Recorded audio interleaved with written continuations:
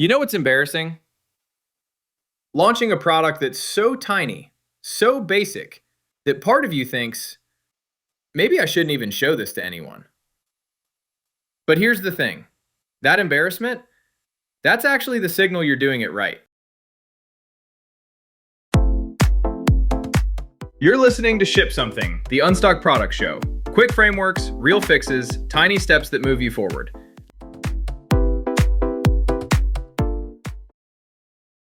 Hey, quick thing before we dive in. If you're new here, I should mention, I build kits and worksheets for all the stuff we talk about on this show. Clarity, positioning, scope, launch, all of it. They're called Product Kit OS, and they're basically guided sprints that turn stuck into shipped. Head to productkitos.com if you want to check them out. All right, let's get into it. If you're stuck because your MVP feels too small, too simple, or just not impressive enough to ship, this episode gives you permission to build it anyway. One stuck point, one outcome. You'll walk away with clarity on what embarrassingly small really means, and why it's your fastest path to real learning. Let's talk about what this feels like. You've got an idea. Maybe it's been rattling around for weeks, maybe months. And in your head, it's complete, it's polished, it's impressive. But when you sit down to actually build it, something happens. You start adding features. You think, well, if I'm going to launch this, I should probably add login, and password reset, and user profiles, and notifications, and suddenly your 3-week project is a 6-month monster. The real problem isn't that you're ambitious. The problem is that you're trying to launch something that feels worthy of showing people. Something that won't make you look small. But here's what happens when you wait for impressive. You don't ship. You keep building. You keep adding. You keep telling yourself, just one more feature and then it'll be ready. And meanwhile, you're not learning. You're not testing. You're not talking to users. You're just building in the dark. This is the stuck point. The belief that your MVP has to be big enough to impress people. Spoiler, it doesn't.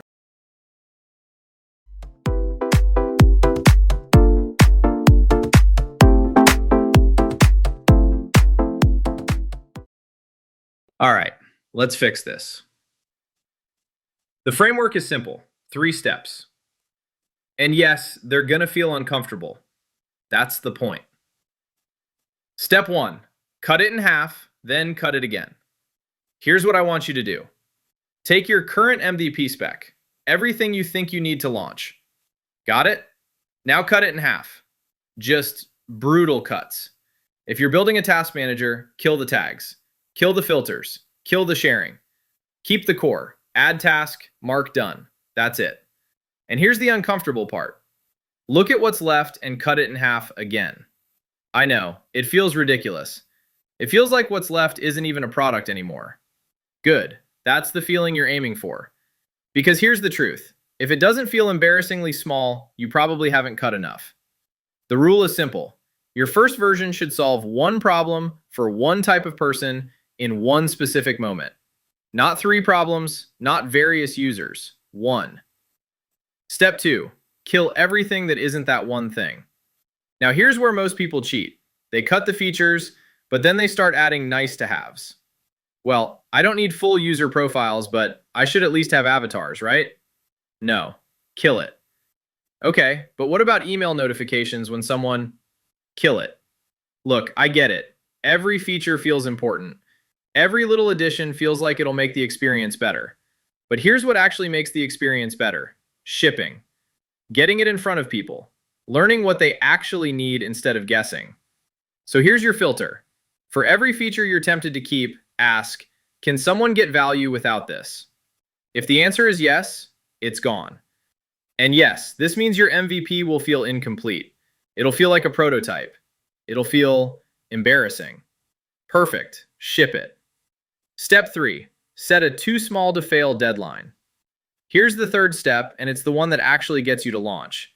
Pick a deadline that's so short you can't possibly overbuild. Not, I'll have this done in 3 months.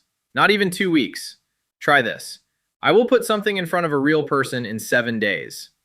7 days. And I don't mean I'll finish building in 7 days. I mean, you will have someone actually using it. Even if it's ugly, even if it's broken in 3 places, even if you're literally sitting next to them apologizing while they try it. Because here's what happens with a 7-day deadline. You can't be perfect. You don't have time to polish. You don't have time to add just one more thing. You only have time to ship. And shipping beats perfect. Every single time. Okay, let's make this real. Let's say you're building a tool to help freelancers track their project hours. In your head, you're picturing a dashboard with charts, multiple projects, team members, invoicing, export to CSV, mobile app. Cool. Now let's cut. First cut. Forget the dashboard. Forget multiple projects. Forget team members. What's left? A way to start a timer, stop a timer, and see your total hours. Still feels like a product, right? Second cut. Forget the timer. Just a single button. I worked an hour. Click. Done. And at the end of the day, you see a number. You worked 6 hours today. That's it. That's the embarrassingly small version. And I can already hear you thinking, but that's not even... Stop. That version teaches you something critical. It teaches you if people will actually track their time at all. It teaches you if 1-hour blocks work or if they need more granularity. It teaches you if they care about totals or if they just want to build a habit. You learn all of that in 7 days. Without dashboards, without charts, without mobile apps. And then, once you know it's useful, you add the next smallest thing. If this episode helped you see the problem more clearly, but you're thinking, okay, now what? That's exactly why I built Product Kit OS. Every stuck point you hear on this show has a guided kit that walks you through fixing it. No guessing, no overwhelm, just clear steps and a real outcome. Head to productkitos.com/kits and I'll show you what's available.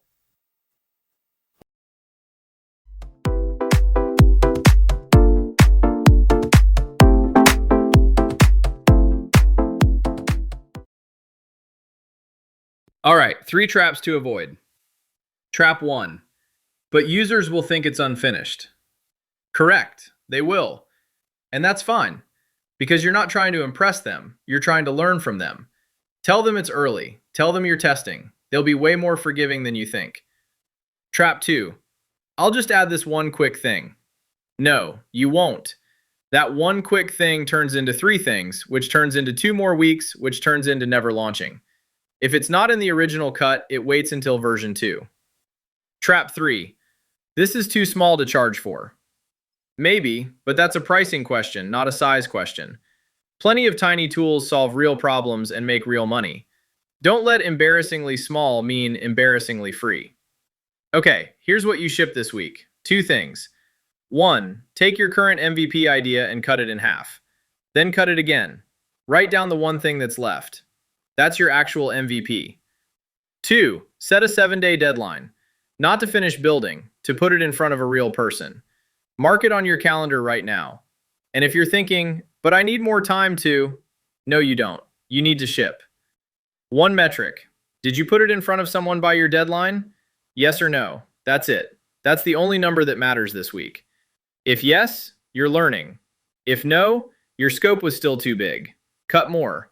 If you want help actually cutting your scope down to something shippable, I built a free cheat sheet for this. It's called Build Something Smaller, and it walks you through exactly what to cut and what to keep. Head to productkitos.com/free, and I'll link it in the show notes. It's free, takes about 7 minutes, and it'll help you stop overbuilding. All right, that's it. Build something embarrassingly small. Ship it this week, and I'll see you next time.